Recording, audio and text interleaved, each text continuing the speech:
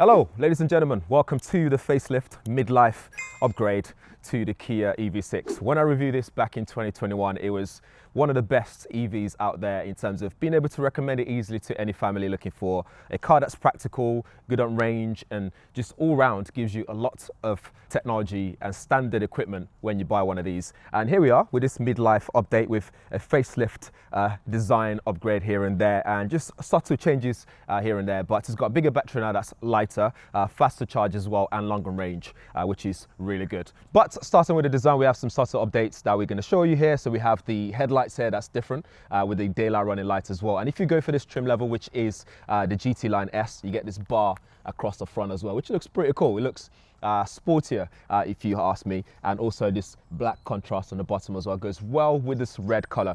One thing I love that they've done here is not take away things that we love about the car, but update it just to make it look a bit more modern but also sportier. Let's go over to the side. We get some updates as well. So for example, here we have the 20-inch alloys and this new alloy design. I think this is new, but don't quote me on that. But it looks really nice. I love what they've done here. You get this 20-inch alloys with the GT Line S again.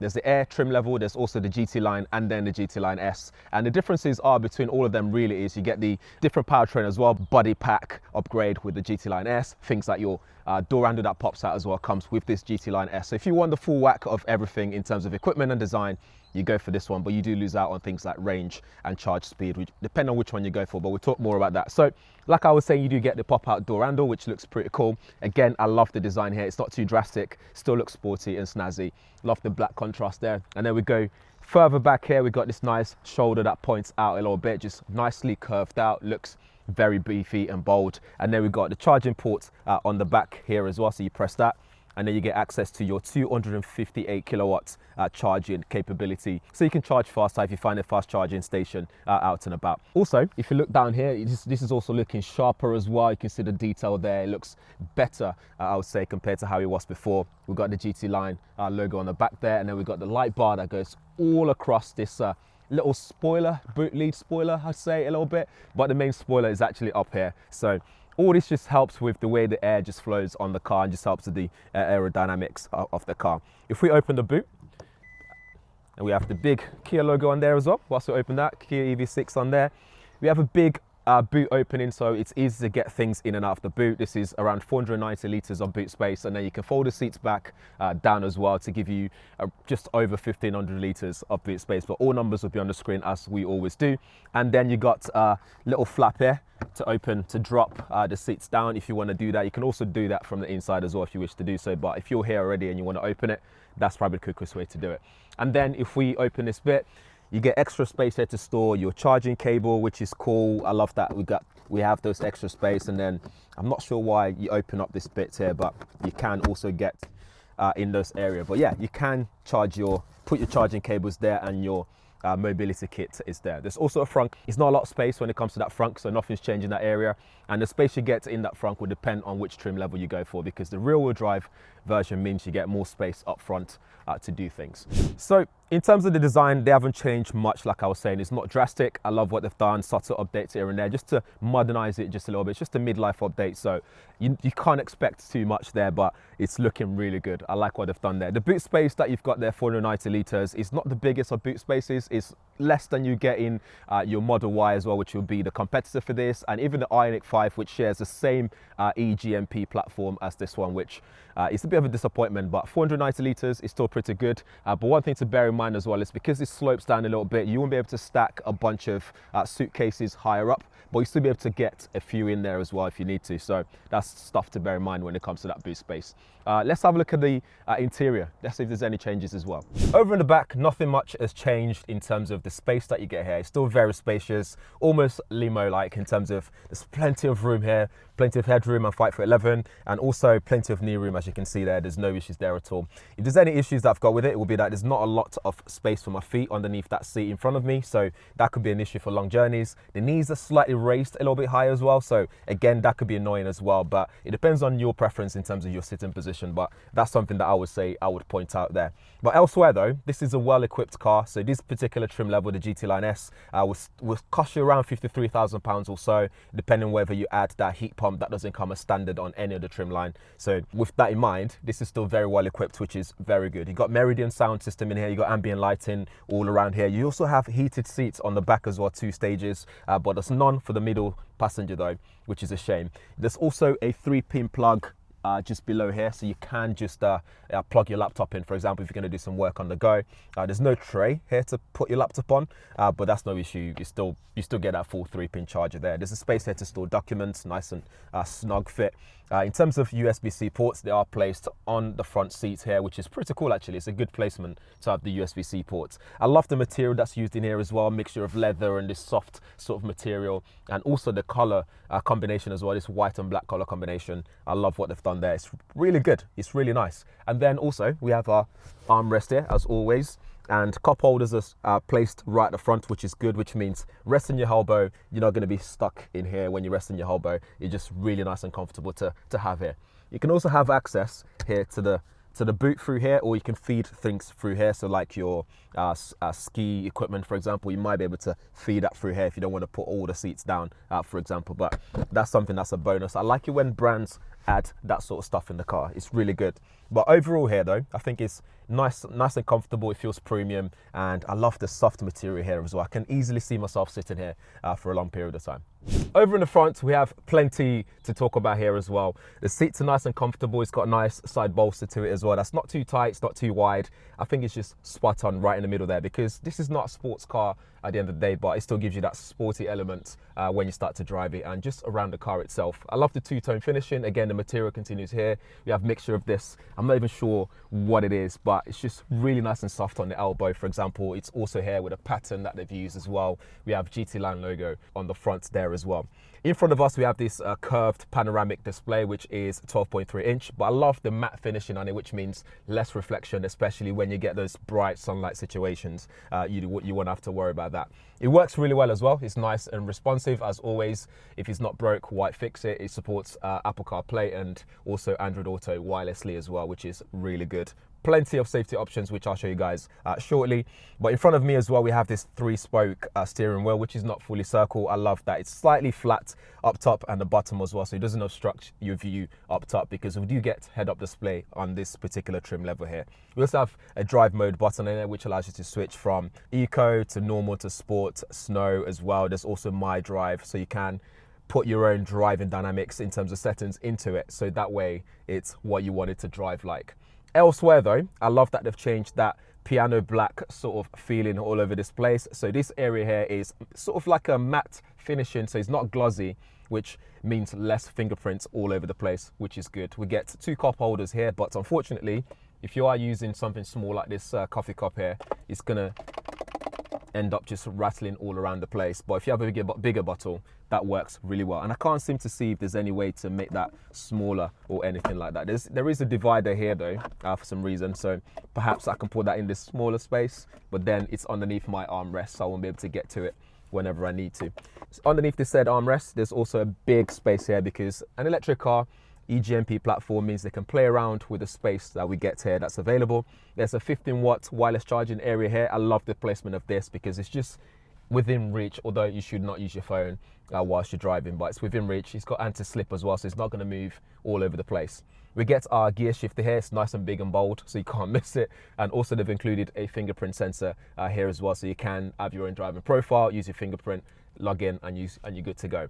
As always, they haven't really changed this area, which I really like in the first place, because you can go dynamically between all your climate control stuff, and you can tap it again, changes to things like changing your media, your infotainment control stuff, so you can quickly go into that area there. There are 3 USB-C ports here, so you have one there for charging and data as well, I believe, and the other one's just for charging or something like that. And then there's another one here, which is just for charging. And then there's this big space underneath here, which sometimes I put my iPad there just to rest in that area. But if you have a like a bum bag or something like that, or fanny pack, if you're watching this in the US, you'll be able to put that there and store it away. And there's also a hook here, which I'm not sure what that's meant to be for. Maybe store a pen. Who knows? We got a sunroof here, but unfortunately that doesn't open all the way to the back, which is a bit of a shame for the people sat at the back. They won't get to experience that feeling of more space in the car. The seat is fully electronically controlled. There's also a button there that allows you to basically recline the seat, which is pretty cool.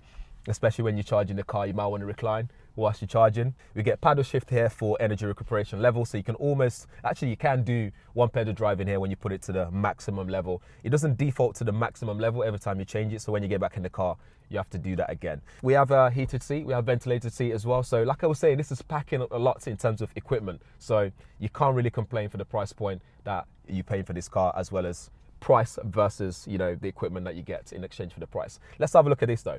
So more on this display, we can see there, like I said, nice and fluid, nice and smooth, no lag at all. It just works really well. This also now supports over-the-air updates, which means you won't have to take it to the garage to do any updates in the future. We go into the settings here. We'll be able to see all the options available to us as well. For example, if we go to cluster and head-up display, we'll be able to change all the information on there and things like this, the height of it and all that kind of stuff. So you can do all that in that area. We go back out, we can change the sound settings as well. So here we can change things like your equalizer, so treble, mid-range, bass, and so on. You can do your active sound design as well. So you can turn that off completely, or you can actually hear this fake sound that comes out of the engine if you wish to do so. And if we go into vehicle settings, this is where we can adjust things like your digital keys. So now you can have digital keys as well, which is really cool. And then in driver assistance, this is where we see all the safety equipment available. So for example, you can see all this here, speed limit warning, driver attention warning, driving safety, convenience. We can look at the drive mode as well, can see what the brake mode looks like and so on and so forth. So you can play around with all this to see what you prefer, what you want to do with your preference. So that's pretty much it there, but we also get your panoramic camera as well. So if I push a button down here, we can see the car in 3D. You can see it there. It's not the same color here as what the actual car color is, unfortunately, but yeah, that's also available to you. So this is packing a lot of tech. Over on the digital instrument cluster, we can see here where it says iPedal Drive. So that's your energy recuperation. So if I use the paddle shift here, I can adjust the level from level 0. That's off completely, and I can go all the way to iPedal Max, which is your one pedal drive. You can see the range that's available here as well. And also here, if we press the drive mode, is where you can see what's available. So we have normal, sports, my drive, snow, and also eco mode is available for you to drive. And this will change the way the driving dynamics is. So when you go to sports, things become a bit more responsive and the steering becomes a tad bit weightier for when you're driving around. And as always, we also get the blind spot cameras in the dash. So we can see there, so when you indicate left, we can see the camera showing us our blind spot, which I think is kind of useful. So the new Kia EV6 is available in the Air trim, the GT Line and the GT Line S. They all have that 84 kilowatt hour battery, which is a bump up from the predecessor. And the Air starts from around 45k, the GT Line is around 48k, and the GT Line S around £53,000. With that, you get two powertrains. So we have the rear wheel drive, which will give you 225 brake horsepower, 0 to 62 in 7.7 seconds.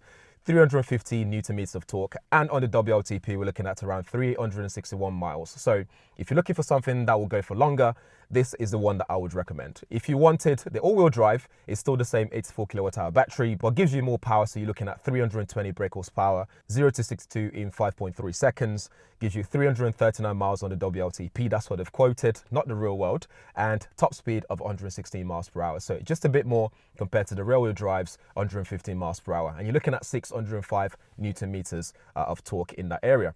One thing I do love though is we do get vehicle to load, which I forgot to mention when we're showing the charger, but we do get 7-year warranty or 100,000 miles, whichever one comes first, which I think is a lot. So how does it actually drive? Well, there are various elements to this. So let's talk about how comfortable it is first. And they've designed this to be a lot more comfortable, so the dampers aren't too stiff, regardless of which mode you put it in. Although when you put it into sports mode, it's a bit stiffer just to make the car feel a bit flatter around bends and corners and stuff like that. So that's something to bear in mind, but generally it feels comfortable. In terms of visibility, really good as well. There's no issues in terms of any of the pillars blocking my view or peripherals at all. So that's good as well. So tick in that area. We can tick that box for visibility and how comfortable it is to drive. One thing to do bear in mind though is when it comes to how comfortable it is, I suppose road noise come into that bracket as well. So we get to hear the road noise quite a bit in this because the tires are big, so you get to hear that. And the wing mirrors as well, they're quite big, so when you go on the motorway you can easily just hear that wind noise as well. So that's something to bear in mind. And also they have a bunch of warning sounds in this car that becomes annoying over time. Yes, you can press and hold the volume button, for example, to disable that speed limit sound warning that you get in the car nowadays because of the law, European law, but other sounds like things like awareness and as you can hear it there, lane departure warning sounds and making sure that you're not falling asleep at the wheel, stuff like that, just the driver awareness sounds. It's just too much at times. It can become annoying. So that fits into that bracket. So if there's any negative when it comes to how comfortable it is, that would be that. But back to the rest of the car though, when it comes to handling and how this feels on the road, I think it does a great job at handling the corners very well. It's 4-wheel drive, so when cornering, it's got a nice level of grip to it, good traction as well.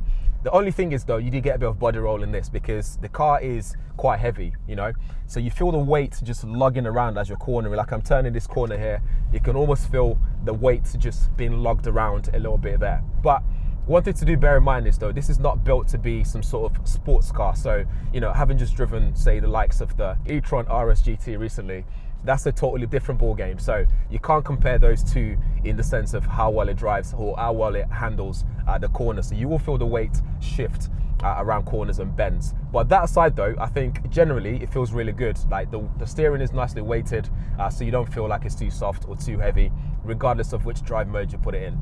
Putting it into sports mode though, things become a bit more alive and more reactive. So, direct, you put your foot down there, you feel all the torque just kick in, and it kind of pushes you to the seat a little bit, but not too much, all that sub 600 Newton meters of torque or so.